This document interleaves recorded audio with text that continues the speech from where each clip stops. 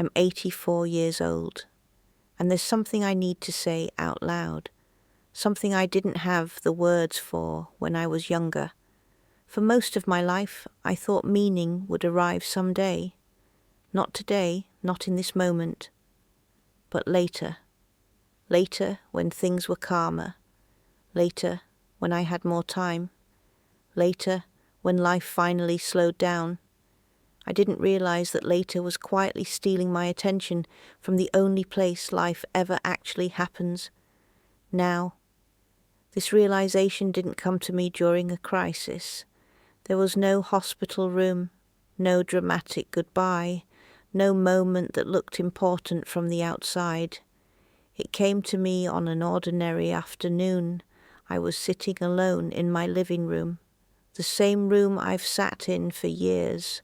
The furniture hasn't changed much, neither have the sounds, the ticking clock, the distant hum of traffic, the quiet that settles deeper as you get older. Outside my window, children were walking home from school. They were laughing, arguing, carrying backpacks that looked too heavy for their small shoulders. Everything felt urgent to them. Everything felt real. And suddenly, without warning, a thought settled into my chest. What if the moments I spent waiting for life were the moments life was actually happening? I didn't feel panic. I felt clarity. At 84, you stop asking what your life could still become. You start asking what it already was. And in that quiet room, I realized something that changed the way I look back on everything. The moments I chased, the ones I thought would give my life meaning, faded. But the moments I barely noticed, those stayed. When I was younger, I believed something very simple. If I was busy, I was doing life correctly. Busy meant responsible, busy meant needed, busy meant important. My days were full, so full that they blurred together. There was always something waiting, a task, a problem, a plan for tomorrow. I wore exhaustion like a badge of honor. I told myself, this is what a meaningful life looks like. But meaning doesn't come from movement. It comes from attention. And attention was the one thing I was always short on. I remember coming home in the evenings and feeling relieved when the house was quiet. Not because I didn't love my family, I did, but because silence meant I didn't have to give anything more of myself. That should have scared me. Instead, I called it normal. I told myself I was tired because I cared, that I was distracted because I was doing important things. But now, looking back, I see something else. I wasn't tired from caring. I was tired from running from stillness, running from conversations that didn't fit neatly into my schedule, running from moments that asked me to slow down when all I knew how to do was move forward. We rarely notice when we start treating life like something to get through, not something to be in. At 84, I can tell you this with certainty. Being busy kept me from feeling lost, but it also kept me from feeling present. And presence, real presence, is where life was quietly waiting for me the whole time. There's one afternoon I think about more than I'd like to admit. I was in my mid-30s. The kids were still small. The house always felt loud, messy, unfinished. I remember wanting just a few minutes of quiet, not because I didn't love my family, but because I felt like I was constantly giving and never catching my breath.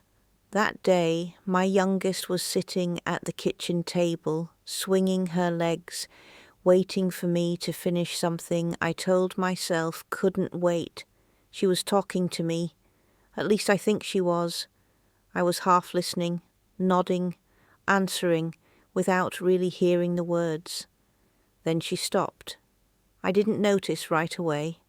I kept doing what I was doing, telling myself I'd look at her in a second, but when I finally did, she was staring down at her hands, quiet, smaller somehow, and for reasons I still don't fully understand, I stopped what I was doing and sat down across from her.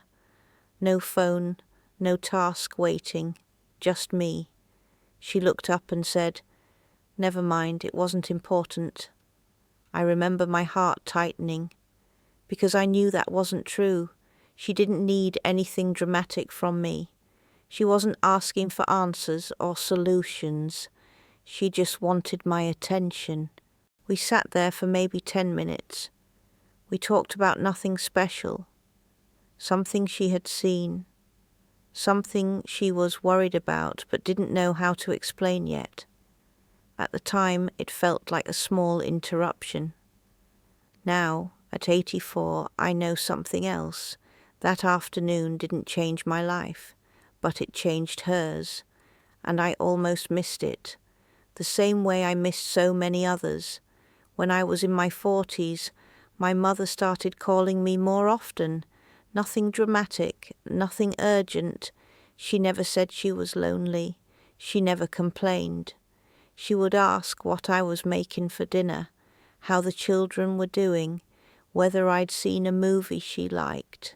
Sometimes I answered while doing something else. Sometimes I let the phone ring and told myself I'd call her back later, when I had more time, when things slowed down. I always believed they would. She lived close. She wasn't sick. There was no reason to worry. "We'll talk soon," I told myself. "There's no rush." Then one morning there was a call I hadn't prepared for. She had passed in her sleep, just like that. No warning, no final conversation, no last chance to hear her voice when I was fully paying attention. In the days that followed, people told me how kind she had been, how she listened, how she made them feel important.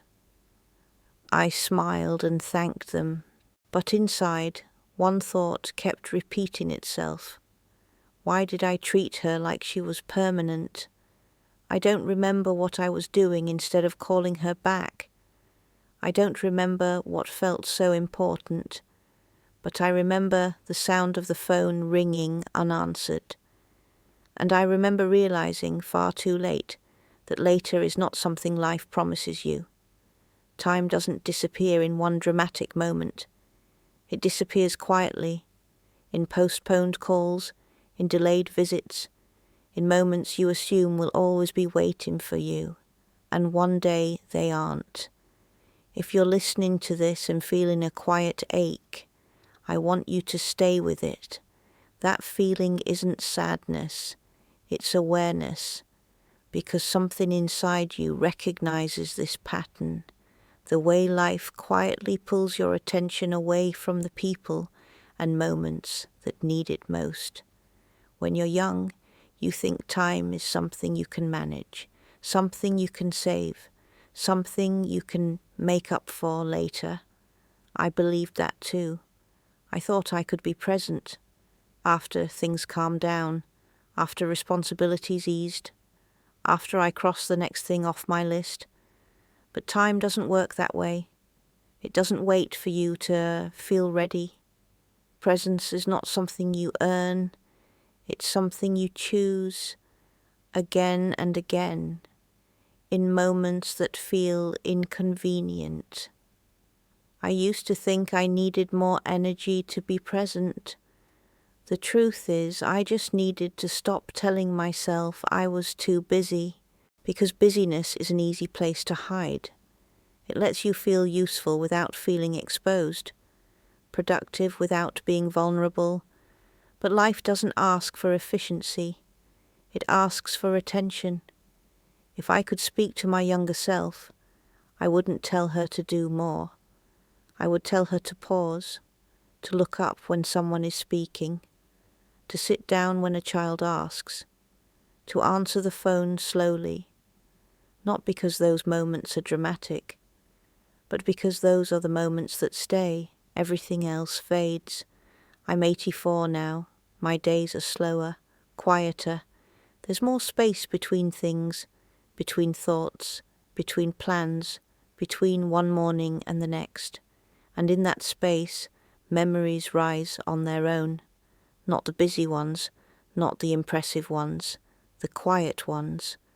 I remember hands, small hands reaching for mine, the weight of my mother's voice when she said my name, the way my husband used to sit beside me in the evenings, saying very little but being completely there. Those moments didn't feel important when they were happening. They felt ordinary, interrupting, easy to rush past, but they're the ones that stayed. Everything else blurred. That's what I want you to understand while you still can. Your life doesn't need to be bigger, or louder, or more accomplished. It needs to be closer, closer to the people in front of you, closer to the moments asking quietly for your attention right now. One day you'll sit in a room like this, with time behind you instead of ahead of you. And when you do, I hope you remember moments you chose not to rush. I hope you remember looking up, sitting down, listening when it would have been easier to move on.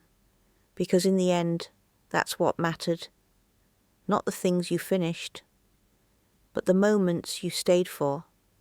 If someone came to mind while you were listening, someone you've been meaning to call, or visit, or really listen to, don't wait. Go now. Life is quieter than you think, and that's where its meaning lives.